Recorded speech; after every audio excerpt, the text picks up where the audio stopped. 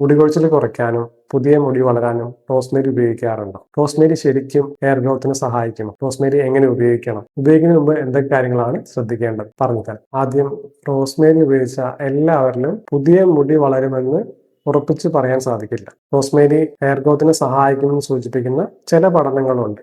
പക്ഷേ ഇതിനെക്കുറിച്ചുള്ള റിസർച്ച് ഇപ്പോഴും പരിമിതമാണ്. അതുകൊണ്ട് റോസ്മേരി ഒരു മാജിക് സൊല്യൂഷനായി കാണരുത്. ഇനി ഉപയോഗിക്കുമ്പോൾ ഏറ്റവും പ്രധാനപ്പെട്ട കാര്യം, റോസ്മേരി എസൻഷ്യൽ ഓയിൽ നേരിട്ട് തലയോട്ടിയിൽ പുരട്ടരുത്. വളരെ കോൺസെൻട്രേറ്റഡ് ആണ്.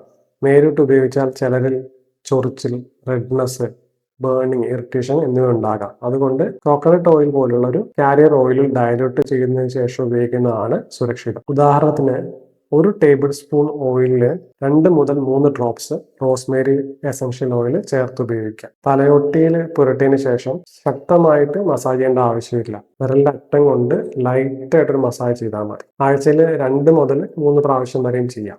ഇറിറ്റേഷൻ ഉണ്ടെങ്കിൽ നിർത്തുക.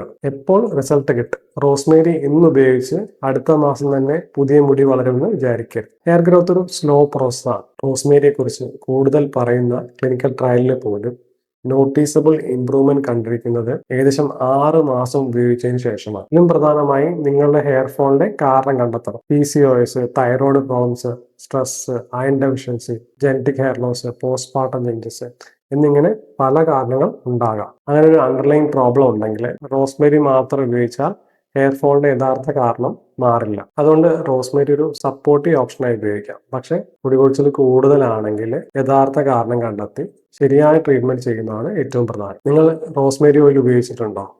ഹെയർ ഫോളിന് എന്തെങ്കിലും മാറ്റം കണ്ടോ? കമന്റ് ചെയ്യും. ആ വീഡിയോ കാണാൻ ഈ അക്കൗണ്ട് ഫോളോ ചെയ്തു. റോസ്മേരി ഉപയോഗിക്കുന്ന ഒരാൾക്ക് ഈ വീഡിയോ ഷെയർ ചെയ്യും.